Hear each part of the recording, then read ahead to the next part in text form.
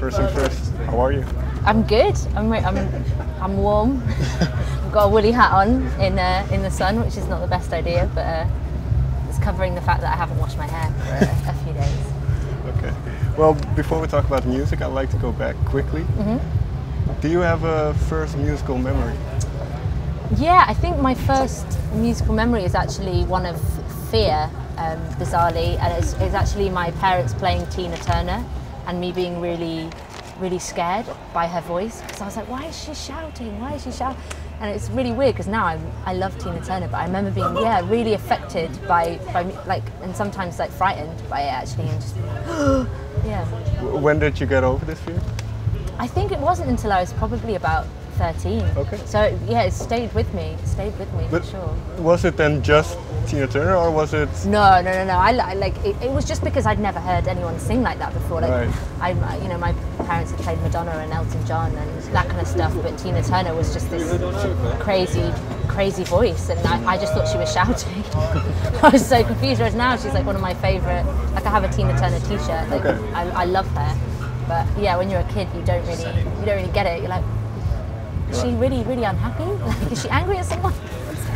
Was there a lot of music being played around the house? Yeah, loads. Like, my dad plays the guitar and the piano, and really likes playing music. I mean, he's not a musician, but he loves it. My mum, super creative, kind of actress, wrote, she would write her own songs like as well, like just for fun. But because I grew up as a twin, I think it was one of those things that my parents could do. They could put on music, and me and my brother would just dance. We'd be entertained. We didn't have to watch cartoons. We just dance really badly to our parents' music. Do you remember listening to the music your mother made? And was it, in your opinion, any good? You know what? I only really became aware that she did like her own stuff, and she doesn't really. She's written like a couple of songs. Sure. I remember her kind of recording them when I was about 13, just with a kind of home studio that we had, and I don't know whether I was a fan, if I'm honest, but I would sing them now at her, like, as a joke. And she's like, no. And well, with this in the family, when did you start writing yourself then? When I first picked up a guitar, so I started playing guitar when I was 13, because we just had them in the house, and I tried playing piano before, but I never really, I wasn't very good at it, which is weird because now on stage I play quite a bit of synth. So, but yeah, as soon as I picked up a guitar, I didn't want to learn other people's songs, because I was like, well, they've written them. Why would I sing them? It doesn't make sense to sing someone else's song. So yeah, I just started writing really bad teenage songs to begin with. Yeah, well, what did you get out of it? Was it something? Were there things that you wanted to talk about, or was it just fun songs? Like, for me, I find it quite difficult to talk about like emotions seriously. Like, I can joke about them, whereas music was something where I could sort of explore, I guess, the more serious sides of whatever I was going through. But it was like a safe way of doing it, because it's in song. So it's like, it could not be real, or it could be real, but it doesn't have to be real. So for me, it was a really nice way of kind of exploring my emotional side in like a safe environment, what felt like a safe environment. What have you discovered about yourself? Probably that I'm a lot more sentimental than I'd like people to think that I am. In what way? Yeah, I don't know. I think I'm a bit of a romantic at heart. Like, as you know, you grow up on Disney films, and like, yeah, you just kind of an idealistic person, probably. Whereas I like people to think that I'm really super cool and really tough, like, and don't give a shit. But really, I'm like, I'll watch a film and I'll be like, oh my god, this is so emotional, and I'll be like crying when something happy happens, and I'm like, oh no, I'm turning into my dad. Like, he always cries like when nice things happen. I was like, why are you crying? It's happy. And he's like, I'm just emotional. But yeah, I'm probably quite like him. So when did you first see this side of you back in your music? Was it a particular song, or?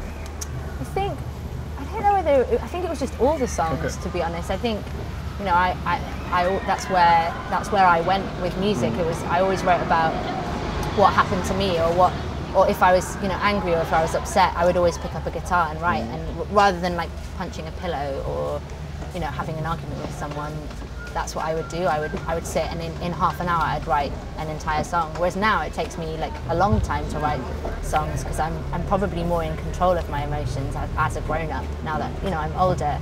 So you have to try harder to kind of tap in, I think, to an extreme of an emotion. What was the first song that you were really proud of?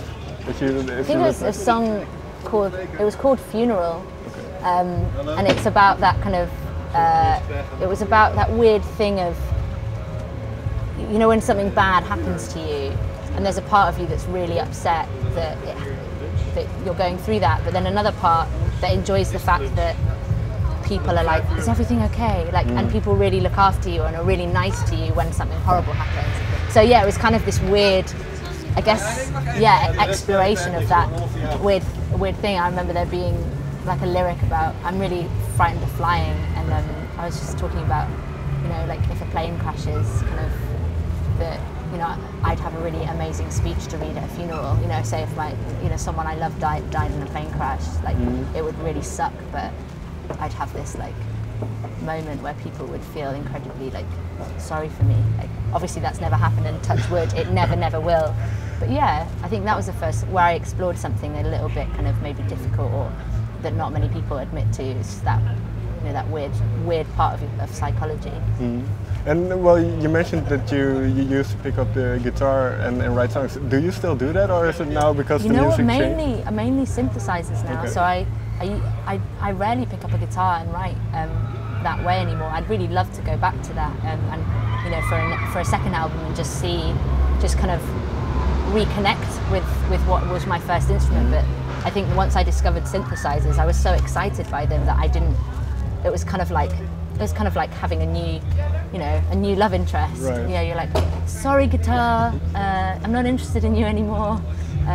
Do you still recall this moment when that kind of changed, when you found synths and then you heard the certain sounds that you liked, that you wanted to have? Well, did I record them? No, recall them. I recall them. That moment when it kind of... Yeah, it was when I wrote Touch. It was with that song, was the first song that I'd ever written on keyboard, and it started actually on this really shit Casio keyboard that I had at home, and then I kind of went to the studio and we transferred it to a Juno 106, and that moment I was like, oh my god, this sound is amazing. And for some reason I think the way that my voice works with that particular synthesizer just is really nice. Like, so I'm really lucky that my voice happens to go really nicely with that, whereas with an acoustic guitar it was probably it wasn't as nice a marriage in a way, like to my ear.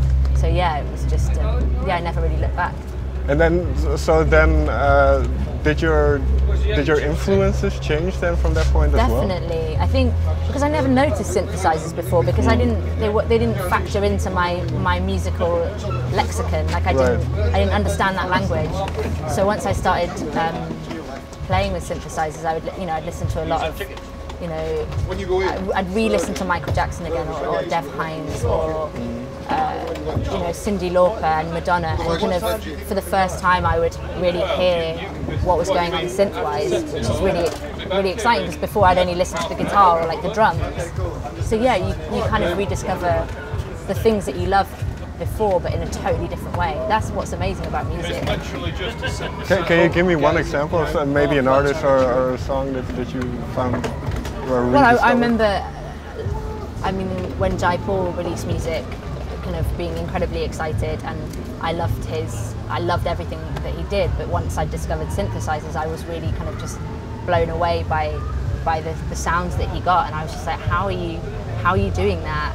So I guess that was something that I really remember, just being like having my mind blown for a second time. Because before I just listened to the guitar work because it's really funky, and you just be like, wow, this is sick, he's such a great guitarist. But his synth work was insane. I remember when his album was like dropped onto the internet as well, and being like so excited, and I paid like someone £10 for it. I don't know who it was, and I never got it back. But yeah, it was, even though it wasn't his album, it was an amazing thing to listen to. It would suck though if you had your album leaked in that way. Like, feel bad for that happening, but I really enjoyed it, even though I shouldn't have. And well, speaking of albums, are you now heading towards an album of your own? Yeah, it's nearly there. Okay. I think it's like another month or so, and then it'll be kind of done. And kind of mix it, and then it will be out sort of next year, which is really exciting. I thought it'd be this year, but I'm quite slow, Okay. and I'm also a massive perfectionist. So yeah, I'm constantly like, if I've got time to like tweak something, I will. Is it difficult then to know when a song is finished? Really hard. I think that's the hardest part, is to know when to say stop. And I'm a lot better at it now than I was. But you can keep adding and adding and adding. And the thing is, what I was discovering in making this album is that actually you get to the end and be like, well, maybe it's not that I need to add something, it's actually I need to take away stuff. So a lot of the time, kind of at the end of a song, I'll spend kind of a few days just really going through everything. It's like, do I need this? Does it make it better, or is it actually better without it? So yeah, so now I'm just kind of taking stuff out. Will the album be kind of in the extension of the EPs you've released? Yeah, I think like everything that I've released so far is kind of a good indicator of what it will sound like. There's going to be definitely some left turns and some unexpected things, you know, hopefully some unexpected things. But yeah, I think it's going to have that kind of vibe to it for sure. Do you have an album title yet? I think I do, but I'm not sure. I'm not 100% sure yet, so I'm not going to say. Fair enough. Thank you very much for your time. It's all right, thank you.